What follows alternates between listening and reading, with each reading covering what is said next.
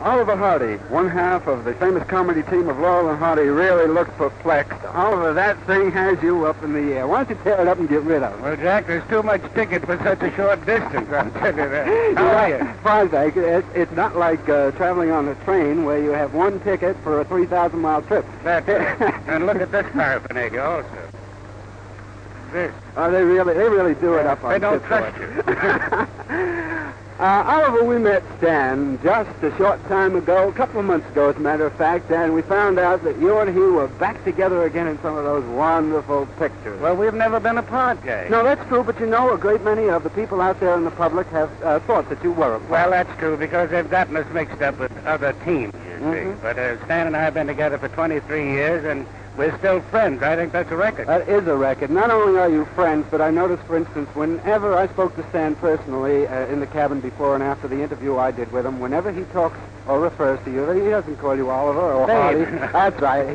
You're Babe to him, and that, I think, typifies your relationship and friendship. Well, it's a funny way that I got the name of Babe. That was years and years ago, and then I had my first shave.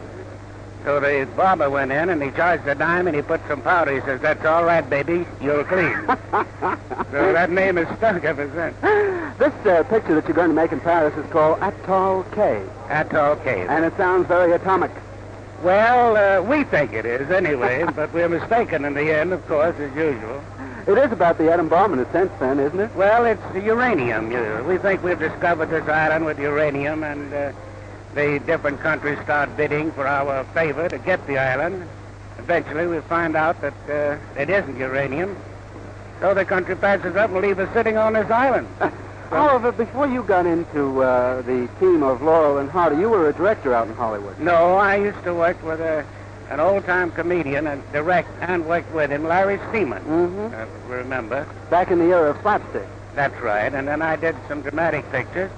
And then, by accident, Stan and I were thrown together, and it evolved from that. You find just as much interest today in the old-time slapstick material? I think that there is more interest, but there's so little of it done. That's true. I think that people want to laugh now, but they don't have the things to laugh at. Very, very true. And people nowadays, they want to be connected with the higher type of, we might say, drama.